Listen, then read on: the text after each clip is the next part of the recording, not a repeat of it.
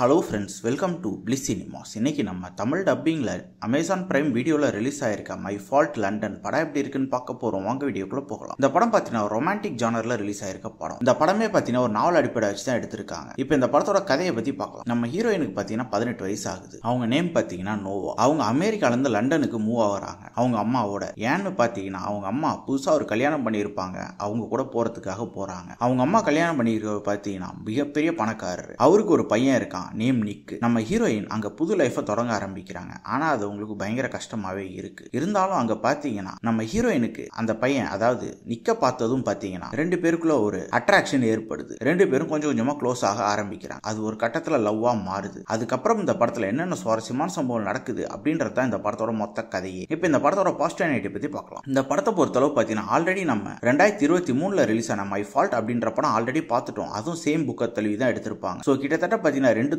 எந்த பெரிய டிஃபரன்ஸும் கிடையாது. பெர்ஃபார்மன்ஸஸ் பார்க்கும்போது படத்தில் நடிச்சிருக்க எல்லாருமே நீட்டான பெர்ஃபார்மன்ஸே கொடுத்துருக்காங்க. குறிப்பா ஹீரோவும் ஹீரோயினும் ஒரு அல்டிமேட்டான பெர்ஃபார்மன்ஸே கொடுத்துருக்காங்க. கேரக்டர் ரைட்டிங் இவங்க ரெண்டு பேர் கேரக்டரும் நல்லா எழுதிருக்காங்க. இவங்களை ஃபாலோ பண்ணாலே இந்த படத்தை பார்த்து முடிச்சிடலாம். படத்தில் வர ரேஸ் பொசிஷன்லாம் ரொம்ப பார்க்கறதுக்கு நல்லாவே இருந்தது. அதே மாதிரி ரொமான்டிக் பொசிஷனும் ரொம்ப நீட்டாகவே ஒர்க் அவுட் ஆயிருந்தது. டெக்னிக்கல் ஆஸ்பெக்ட்ஸ்லயும் படம் நல்லாவே இருந்தது. சினிமோட்டோகிராஃபி, சவுண்ட் எஃபெக்ட்ஸ், பிஜிஎம் எல்லாமே நல்லாவே பண்ணி கொடுத்துருக்காங்க. இந்த படத்தோட ஸ்கிரீன் பிளேஸ் பார்க்கும்போது நான் ஆல்ரெடி சொன்ன மாதிரி 2023 பார்த்த அதே படத்தோட கதைன்றதுனால பெருசா புதுசா எதுவும் இல்லை. ஸ்கிரீன் பிளேஸும் கூட சின்ன சின்ன மாற்றங்கள் தான் பண்ணியிருக்காங்க.